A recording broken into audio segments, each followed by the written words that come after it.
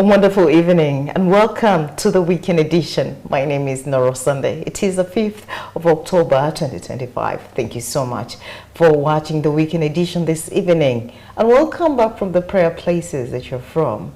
Today is a lovely Sunday, a lovely evening. On the weekend edition, we get to discuss very pertinent issues and yet very interesting. Now, tomorrow, actually, the world is going to mark the International Day of Cerebral Palsy. It is a moment for us basically dedicated to raising awareness and promoting awareness and celebrating the lives and achievements of people that are living with cerebral palsy. It is a disease that is affecting so many people, but very little is actually known about it. And today in studio, we're just going to discuss this. Joining us on the program today, we have two remarkable women that are at the heart of this initiative. We have Ruth Nakalembe, who is a master trainer with the Baby Ubuntu program, and Lucy Mbabazi, also a master trainer and expert mother who brings a wealth of personal experience in caring for a child with cerebral palsy. Well, thank you so much, ladies, for joining us on the program. Thank you. Ruth, you can say hello to your viewer out there, and then Lucy will also say hello to the viewer out there. Good evening, UCTV viewers. This is Ruth Nakalembe on the Baby Ubuntu program and the Medical Research Council. Thank you. Good evening, everyone, the viewers. I'm called Mbabazi Lucy, an expert parent and a master trainer on the program of Baby Ubuntu and the Medical Research Council. Thank you. Well, cerebral palsy. This is a disease that really is mysterious in a way.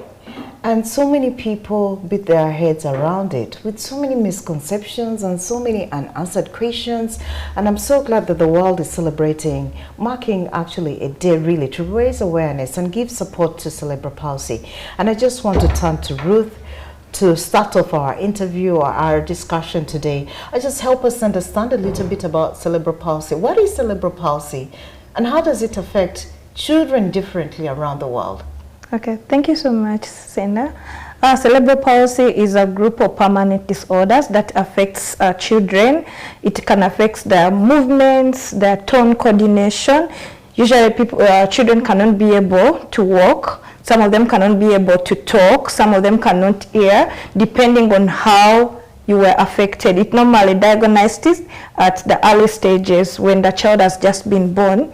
So you've seen many children, some of them, the saliva is like this, some of them cannot eat, some of them cannot walk, some of them like they have a floppy neck, some of them their necks are stiff. That is how cerebral palsy affects children, and globally it is 17 million people that are being affected.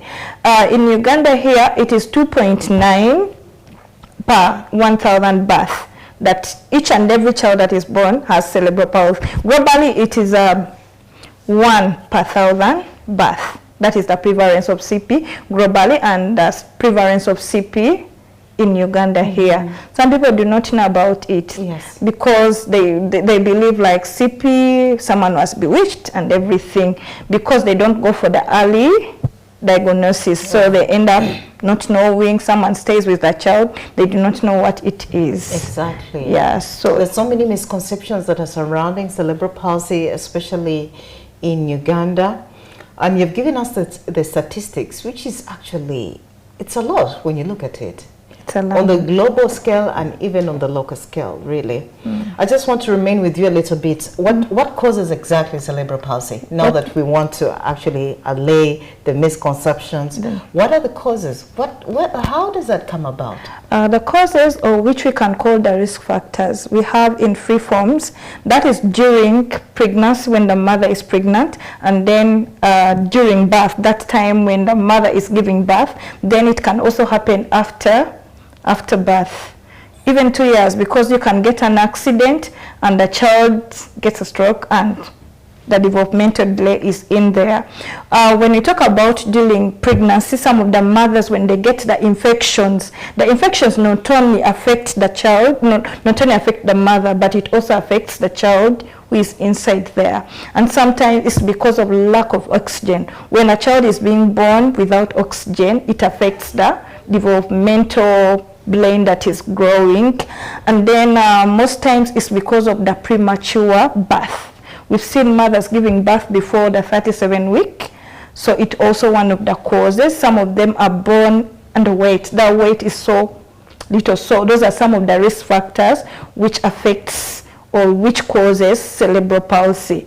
And then we can just encourage the mothers to take their antenatal, or when they get to know that they're pregnant, they need to go and take their antenatal to a skilled personnel, not to just anyone. Some of us, we love to go to the traditional birth attendants. Then we take our mumwa and everything, not knowing that you're supposed to go to the scan and get to know what exactly is happening with the baby that is growing inside of you. Yes. Okay. So you talked about before giving birth, during birth, and then after birth. Yes. And all these things that you mentioned kind of encompass the 3 stages. Yes. Okay. Because like after, let me say like after birth, you've heard about a child has gotten malaria and the malaria has gone to the brain. Right. So it disrupts, the child has fallen down and then they go back. It affects either the arms or the legs or the eyes. Cerebral palsy affects the child differently. That's why you find children of different types. You find some, mine cannot talk, mine cannot hear, depending on what was affected to the growing brain when the child was. So it has a lot to do with the brain being affected. Yeah. And then the brain being affected kind of affects the growth of a child. The growth of a child. In different ways. Remember, as we are growing, even each one of us, everything starts at the brain. Right. It's the brain. It has so many, I call it so many things. There's one for talking, one for seeing, one for smelling. So everything starts here at the brain. Like when you're eating, it sends to the brain. So it's normally the growing brain that grows abnormally and the child gets cerebral palsy. Right. Well, I really would like to hear from Lucy, because Lucy is a caregiver.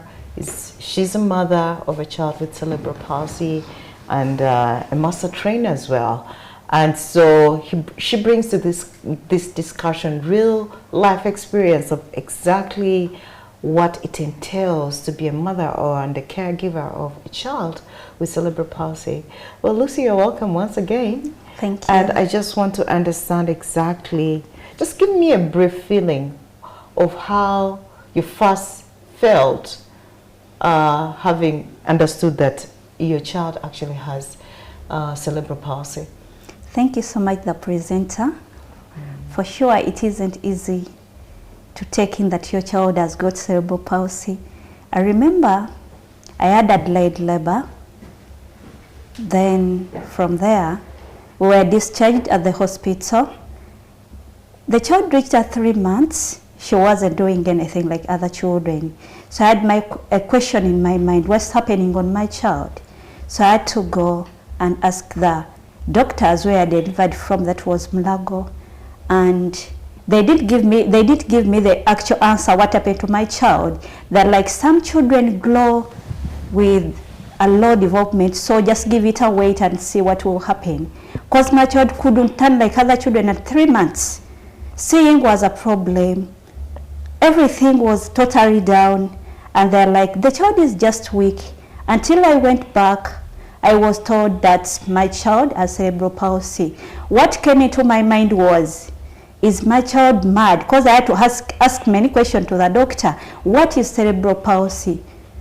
He told me that this is a brain injury. So what came into my mind was, my child is supposed to be in Butabika, where mad people are supposed to be. So really it was so painful.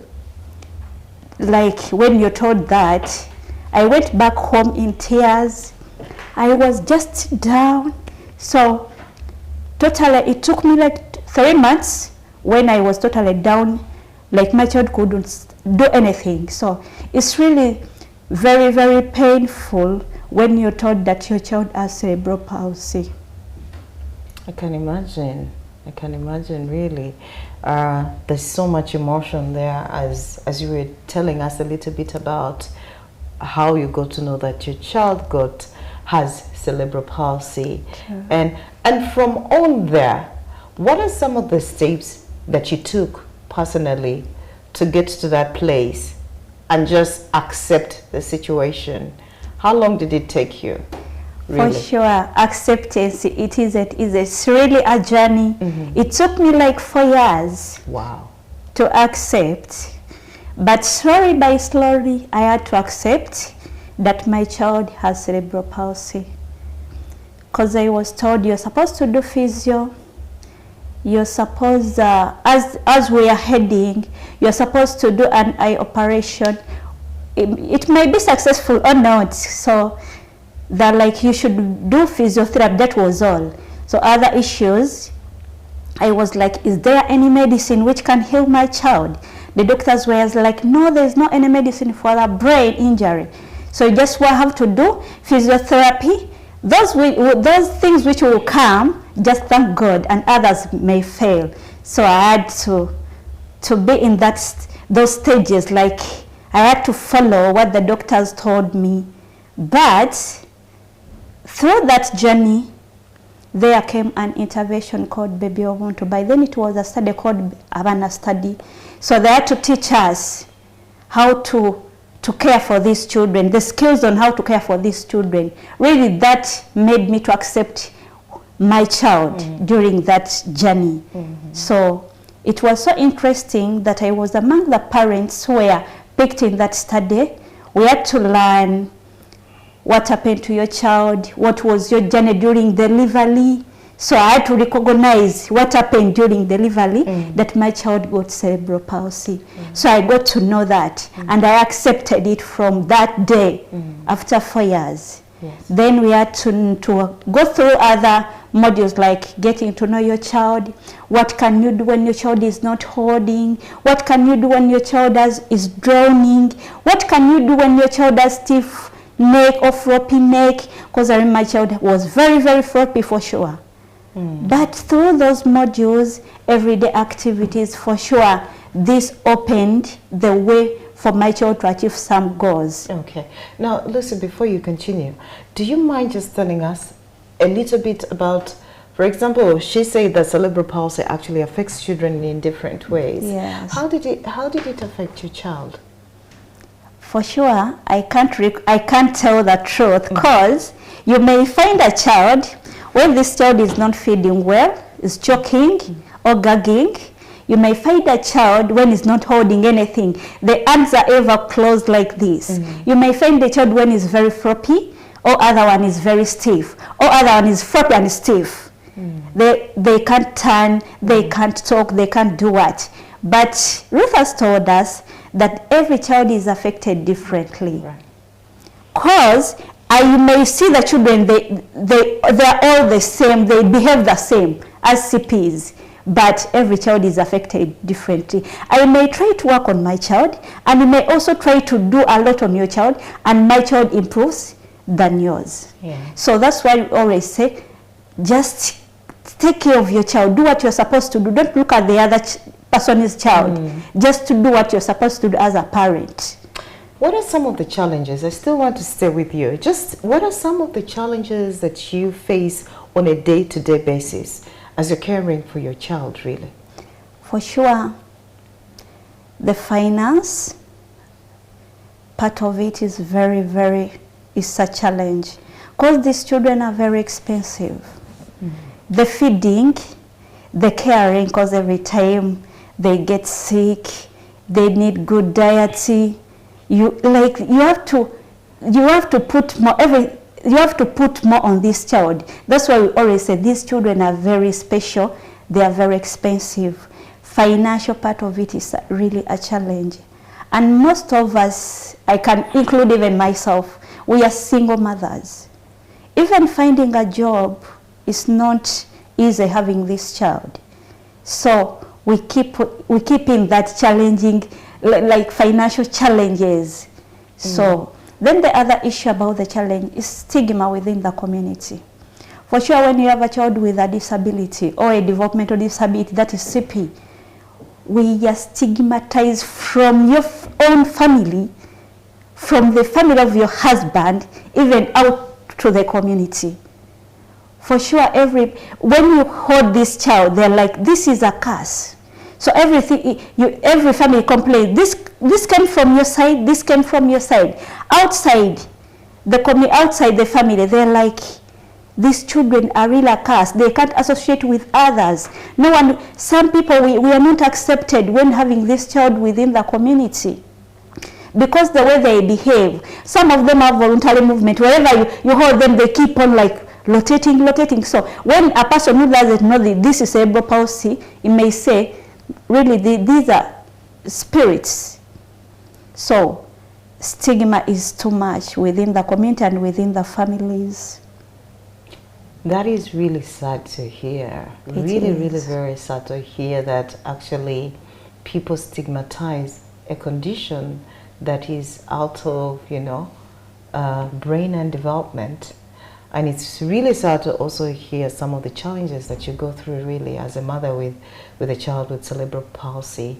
The challenges that are financial, and I'm so glad that we get to air out this to create more awareness really, that people may try to understand exactly and be very supportive in whatever way they can. And I want to come back to Ruth and just help us understand exactly why is it important for us to celebrate this day, to actually the International Day of Cerebral Palsy. Why is it very important for us to celebrate this day? Actually, I would say unique and united, that is the theme for this year. Right. It is because there's a lot of stigma, like she said. People do not know about it. They just think it's a curse, you are punished. So when we celebrate, we are creating awareness of what cerebral palsy is, what are the causes, how can we prevent it? Because some of the people get pregnant and then they don't go for antenatal. They go for antenatal at 6 months. When they do not know what has been happening. So when we create awareness and people get to know how does cerebral palsy come in, we can do the early diagnosis, we can prevent it by going for antenatal, taking our medicine, our supplements they give us in the hospital, genuinely, without saying, sometimes we say iron, it smells badly, but it will help you. Some of them do not take, we only take mumbo and what, we do not know what, when we do not take those antenatals, we are affecting our baby. Today you can see, as Lucy might be having, someone pregnant there might not know. So when you create awareness, people get to know. It wasn't because people were bewitched, were done what, but it's because of the risk factors we talked about. So it's creating awareness and people get to know so that we don't also stigmatize. And for those of us that are planning to get pregnant, we also know how to take precautions. Right. Now, as Lucy was talking, she highlighted a little bit about the stigma and then the misconceptions that communities normally have about children that are affected with cerebral palsy. That includes the involuntary movements, really, of the body. Some people call it spirits. Tell us a little bit about the misconceptions about children with cerebral palsy out there. The misconception, some of them, like you've said, it is a curse. Someone was bewitched. You sacrifice something, we have those things. Right. But that is not true. If you go globally, did the people in Brazil also sacrifice? Did the people, because it's globally, did they sacrifice? Is it just a curse or anything? CP is not a curse. CP is not like it's a punishment from God. And some people say it is contagious, the stigma we are talking about. Do not bring your child near my child because this disease will get this child. No, CP is not contagious. Those are some of the misconceptions. It is not, it does not. Even if my child who has CP comes near yours, it will not. Right. Because we know the causes. And then CP does not cure. Like, we don't want to give false hope that when you do this and this, the child will. We only improve on the milestones. Maybe if I wasn't touching, as we continue to do the physiotherapy or we get the occupational therapist, we just improve little by little. Right. Yes. It's to make the life better by improving their well-being. Yes. Lucy, are those some of the misconceptions that Ruth has mentioned you have gone through? Sure. Yes. They are the ones, for sure. And many people within the community, they take it as it's true, whereby you cannot tell everyone that this is not true. So to tell the community or people out there that this is not true, it isn't easy. It needs that many people, I think, from the government, from the parents themselves, to do awareness, the radios, the TVs, like we do awareness within the country or globally. Exactly. So that people get to know that these are misconceptions, they are not true.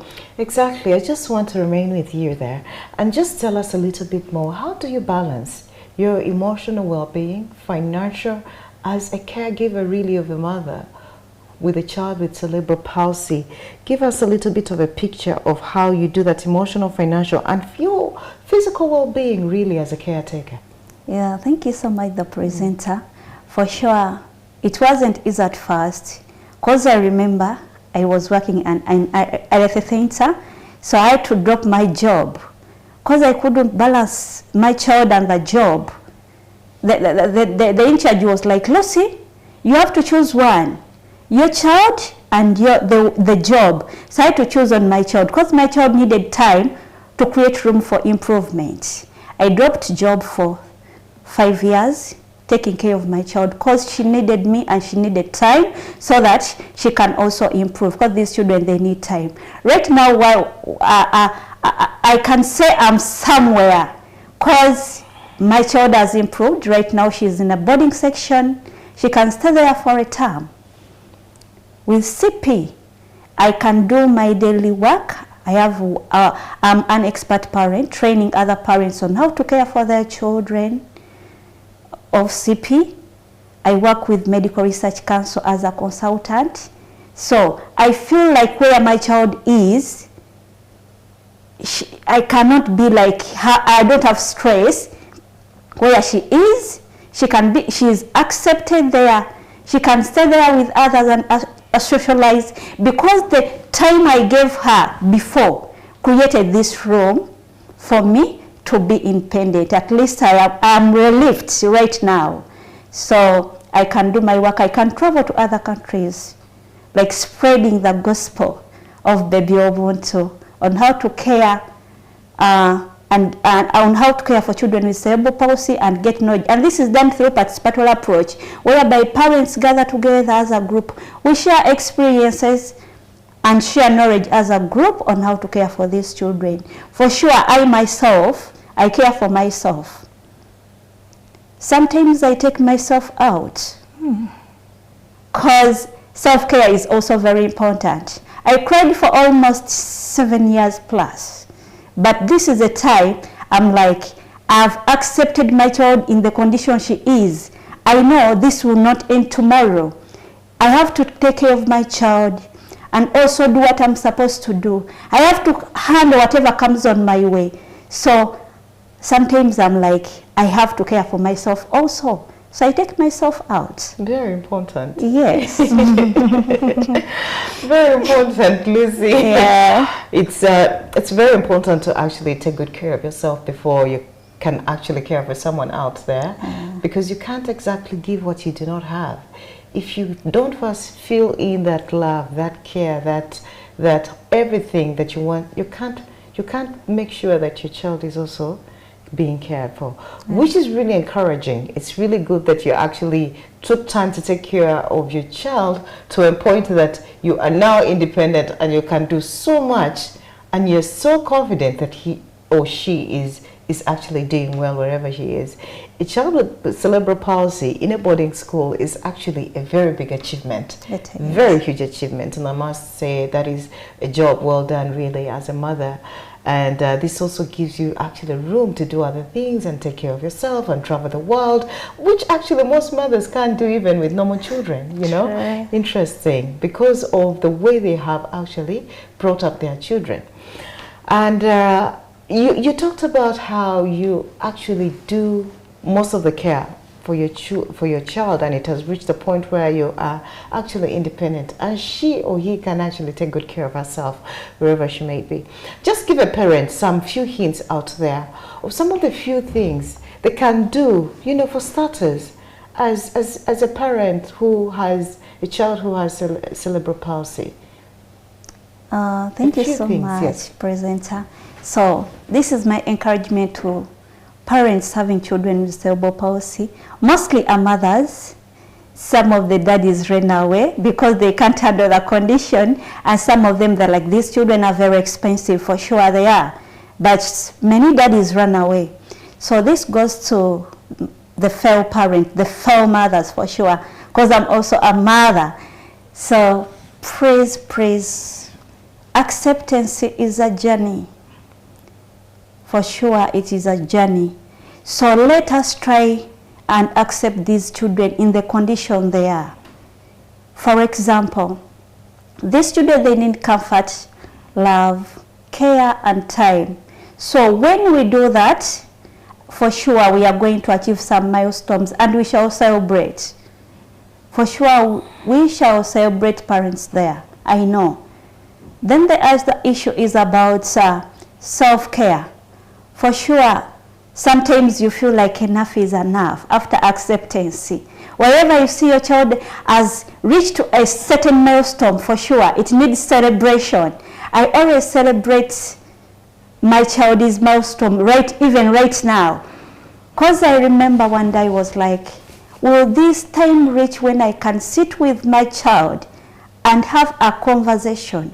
When it happens, when she comes back to school, she's like, Mommy, do you know? We had a beautiful tour. Mommy, I enjoyed this. So I feel like this is really a milestone. This is a child who used not to talk for like 4 years. And right now we are on the same table, conversing, laughing, singing. For sure, I know parents there who are there, there is hope for these children. They grow, they prosper in the condition they are living.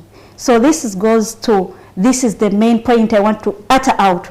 Acceptance is the key for this child to succeed in life, and also to these parents, at least to feel happy for these children. Thank you so much. Well, Lucy, that is very encouraging, and thank you so much for encouraging the parents out there to really accept the children as a beginning step of a journey, really, to make sure that these children actually live a very good, productive life. It's really not the end of life. Once a child is diagnosed with cerebral palsy, just like Lucy is saying and giving us very clear examples and testament of exactly what is going on in her life. I just want to talk to you, Ruth, a little bit and just tell us a little bit more about how communities can actually help in supporting children with cerebral palsy. Okay, thank you so much, and thank you so much, Lucy. I'll start with what Lucy has said. Like most spouses run away. It's not only the mothers, it's not only the fathers that run away, but even to some extent, some mothers have also run away, because everyone is like, it's from your side. Because in our study, we have some parents who are fathers and they're taking care of the child, because the mother dropped the child at the grandmother's place and they have no other option. So I'll start with the community. These children can also have a fulfilling life like the other normal children you see.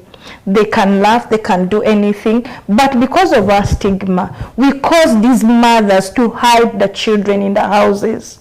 Because whenever they'll get the child out, they'll be like, that one cussed. So they will not get the opportunity to take the child for therapy. They will not get the opportunity to take the child for maybe playing outside, but they keep hiding them in the house. Mm-hmm. So I would encourage and urge the community to also accept these children. Because today is to me, tomorrow you never know, it might be you. Because we've had incidences where there was a neighbor. It's like, no, I don't produce children like that.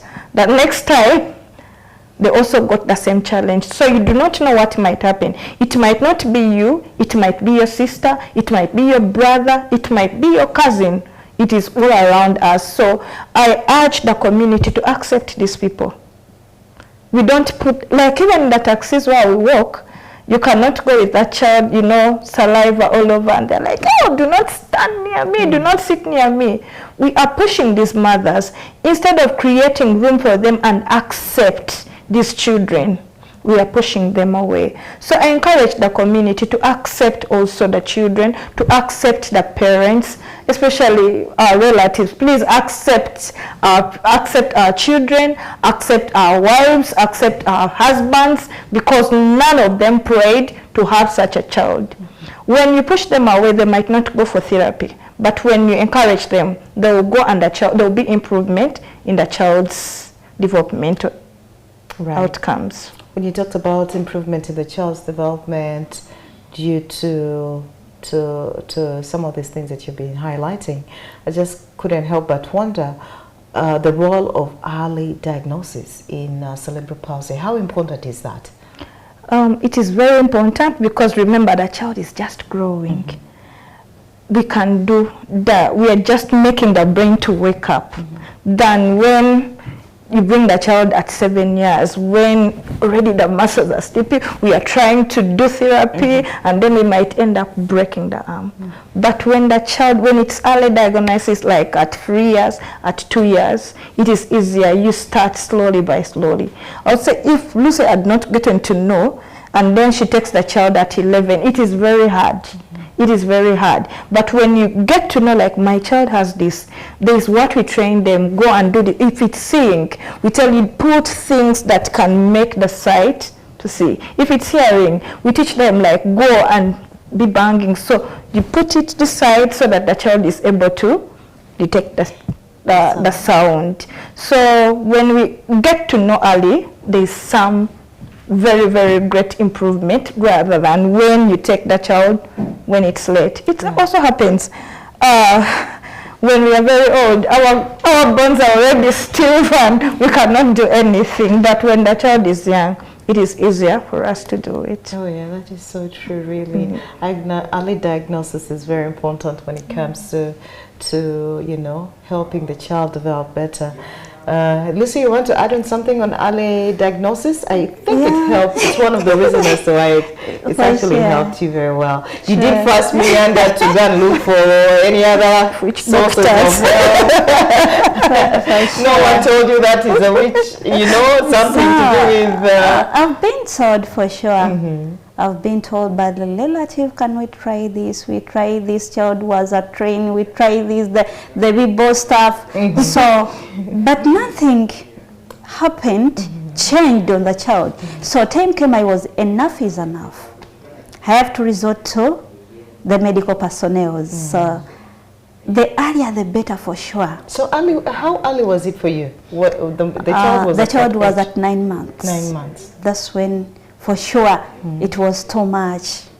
The child couldn't sit, couldn't see, couldn't talk, couldn't hold. The hands were ever like this, very floppy, like, I don't know, like a sweet banana. So they always say, Tibagonanga amenvu. So wherever you put the child like this, the child could just do like this, the neck could go like this, the eating wasn't good, she could choke, gag, vomit. So everything was, for sure, it wasn't good.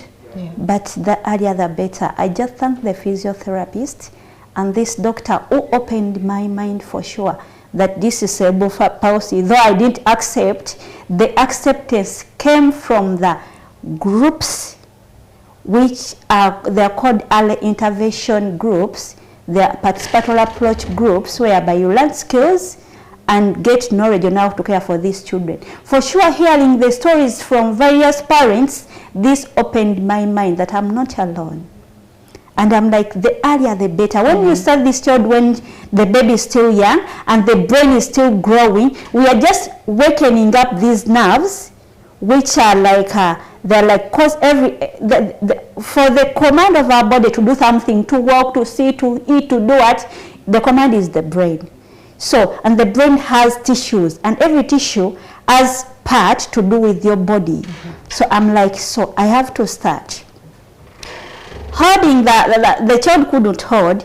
They told us you could get a shaker, just put in the hands of the child. Please help this child to waken up this part of holding, that they have given you something. Please hold, please hold. But this could not happen immediately. You just give it time. Because when you give it time, you keep on trying every time. I remember it took 1 year for my baby to learn how to hold a shaker. To speak, it took me 4 years. So when you give up early, for sure you're not going to get the results. Just keep on trying, unending, because we know what happened to you, to your child. You know, as parents, you were told and you've accepted. It's your law to do what you're supposed to do so that this child may achieve some milestones. But it's not a day-to-day thing, but you just give it time as you're trying until this child gets stable to do that thing. It's about taking it a day at a time, really. Yes. And then you are patiently waiting with the child and helping the child in every step of progress. As you were talking, you say that actually your child took about 4 years to talk. Yeah. And it was something for you. Tell us a little bit about the milestone, something that really gave you strength, that you saw or that happened about with your child that has cerebral palsy, and you said, okay, I'm now not giving up. That really gave you strength as a mother, I can imagine. For sure, this is so interesting. I remember I was like, God, when my child sits, I don't need any other thing on my child. That's was ever my story. Yeah. So the day my child started to sit, we were just having fun at home, trying her to sit. The child immediately sat without any support. I made an alarm within the house. When the dad came, I was like, do you know, our baby has started to sit. So when I tried to sit her, for sure, things didn't go well. Then out of that excitement, I think that's why she sat. But I kept on encouraging her. Within 3 days, the child was stable. So I was like, no, God, please, you've answered my prayer. She's sitting without any support. I need other things also to happen. So I had to put more emphasis. Whatever I'm told within the group sessions, I could go back and do. For sure, it took me like we could do exercises like 5 times a day, doing communication. Please talk with your child every time. Even though this child is not replying you, please just talk to the child what is happening. If it is eating, tell the child we are going to eat food. This food is so nice. Can you have a taste? Is it sweet? We are eating this and this. Just explain to the child, even though this child cannot reply you back. This child understands what is taking place. I tried, and everybody who was surrounding was like, you woman, you're going to run mad. You talk with a child who doesn't talk. I'm like, these children, they understand. I know she can't reply, but she understands what I'm telling her. So things started coming. My child had low sight, and I was told by the doctors, the child, when she grows older, she might lose her sight. So I was like, what is the next, because I could take the next step. What is the next? She needs operation. She was operated. She had crossed her eyes. So the first operation was successful. And the second, this is the time my child called me mom, after the first operation of the eye. And how long, at what age was that? She was at 4 years. She called me mom. I don't know how it came. She could hear me. I think the eyes were coordinated with the mouth. When the operation was done, the mouth opened. So she called me mom. She saw me, that I'm her mother. So excitement increased. I was like, other things are going to come. For sure, I could run day and night. Whatever happened, I could see as a success. I could celebrate for sure as a mother. Though other people surrounding me couldn't celebrate, but I myself, I could say, I need other things to happen. I didn't know that one day my child could go to school. And the day she started schooling, I was like, God, my word, I can start school for like, from morning to evening. Even when she grows older, I need her to be in an inclusive school and a boarding section to get relief at least. So this happened. She stays at school for a term. That's amazing. Yes. That's really amazing. Tell us a little bit more. Has your family and community now seeing what is happening and the developments with a child. What is the response now? The response changed for sure. I remember my neighbor told me, do you know, Lucy, you rather get another child because this is not a normal. This child, she's not a child for sure. You rather get another child. Oh my. So I was like, okay, if that's so, I will. But that kept on haunting me. Though we are stigmatized for sure, but the story for sure changed. Even to my own family. Everybody ran away from me, my own family, because I had this child. Because when this child started having some milestones, I know, she's at school. My child is doing this, and my child is looking healthy. So they came back to me for sure. My family came back to me. I was like, you people, you should extend yourself more and more from me. Because you tended to keep away from me because I had this child. My sister was like, do you know, Lucy? It was like we didn't know what to tell you. That's why we ran away from you. We didn't know what was this baby's brain. We didn't know we Googled, and we didn't have an answer to tell you that this was your child. But we didn't intend it to be away from you. But we thank God that your child has changed. We are back. Just accept us as we are. So for sure it took me like 3 years to accept back my family. And now I accept, and everyone calls, why would I come for holidays? She should come for holidays at my place. But before, they were like, we can't handle this. But right now, I could take Wada to the village and stay there for that term without any concern.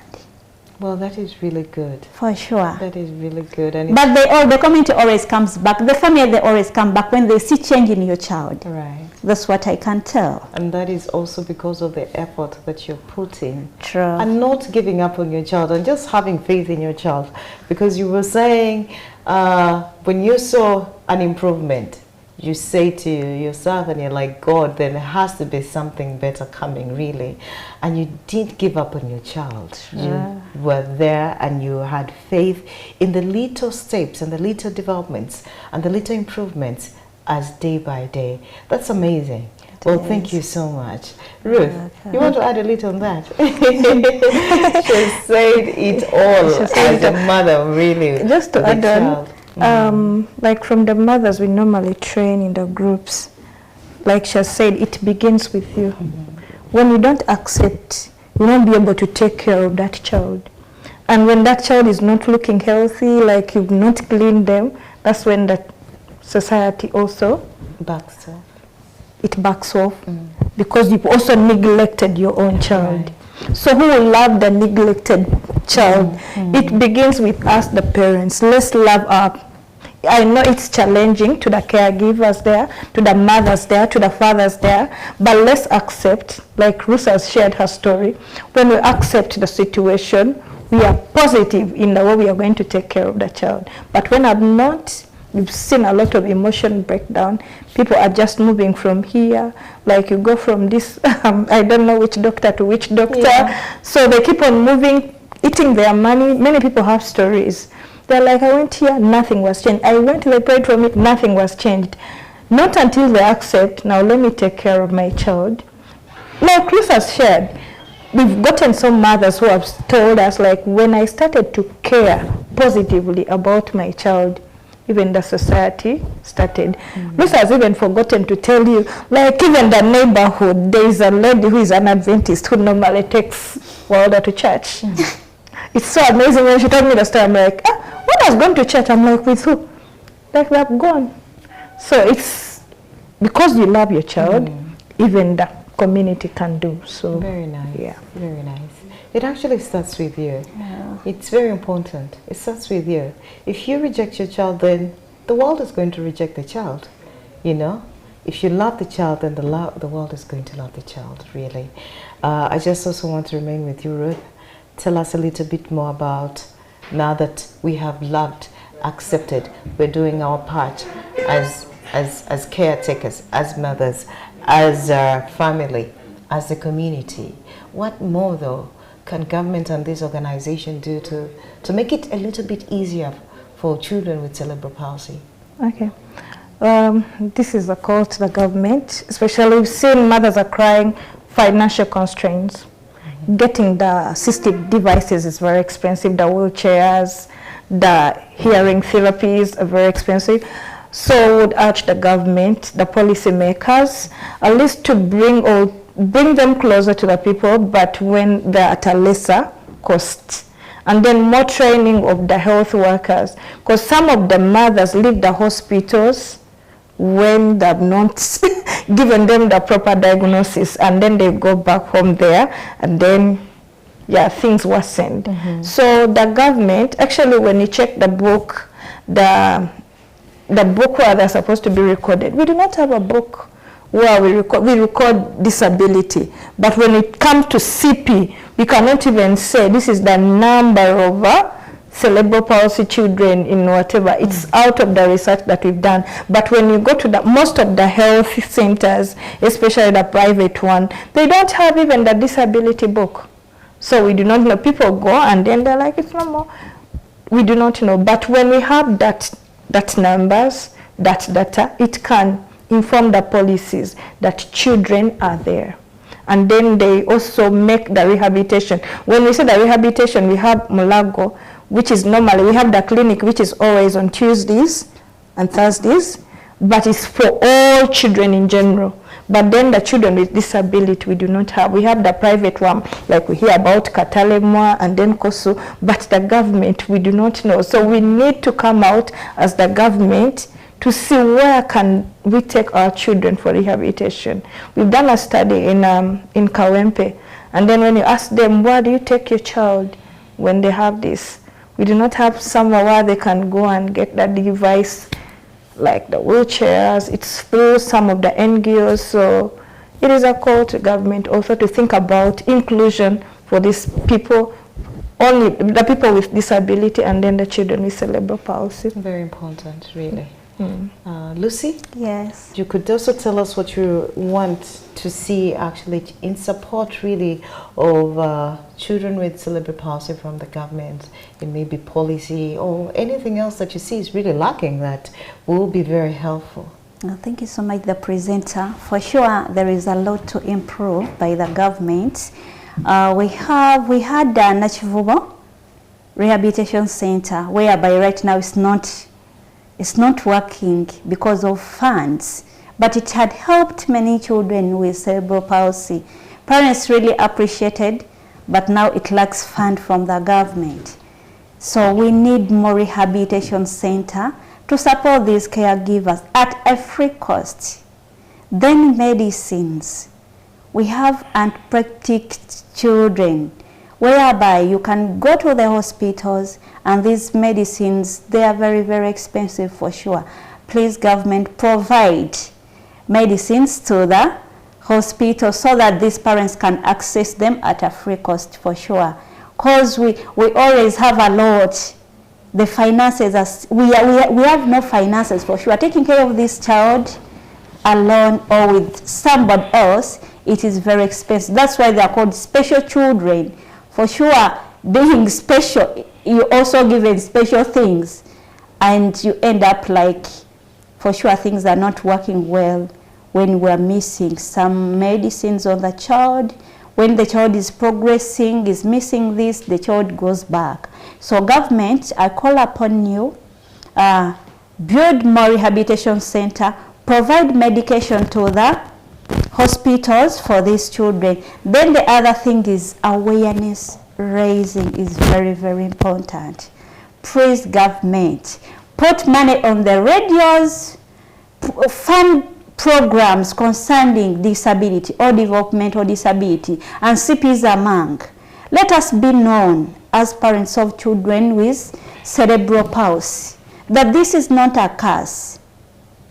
These children were made like in the image of God. They are like other children. The rights they need, they are also like other children. They need access like other children, what they access. So please, government, advocate for the rights of children with disabilities. Please, this is my calling to the government, and my humble cry to the government, please, awareness raising is very, very important. Thank you so much. Well, thank you so much. Lucy, that was really a cry, really.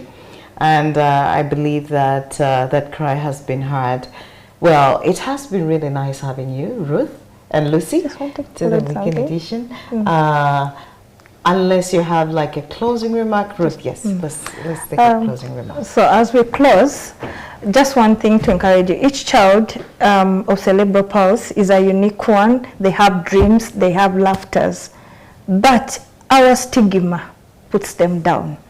As we celebrate Cerebral Palsy Day, under the theme of unique and united, these children are unique. They come from different families. They are unique in their own way. So it is our responsibility as a community, as caregivers, as the government, to see that these children live a fulfilling life. Thank you. It is really our role as the community, as the parents, and the government to see that children with cerebral palsy live a long and a prosperous, fulfilled life. Thank you so much, Ruth, for that word. And Lucy, it has been really nice having you. Thank you so much. Well, my last word goes to the caregivers. I really thank the caregivers who have made it for these children to prosper and have future. For sure, they are my hero. They are my superstar. My calling, we are celebrating the World Cerebral Palsy Day. I wish every parent could celebrate it. For sure, this is really, for me, I call it, wherever you celebrate your child is a success and brings hope within the family and within you, the caretaker. For sure, even though you can't attend you can't go to the venue that is Branded Gardens in Bwaise, you can celebrate with the family. You can celebrate within your home with your child, because for sure it's not a simple journey when taking care of this child. So I call upon every caretaker. I know you're healers of these children. You are the God of these children.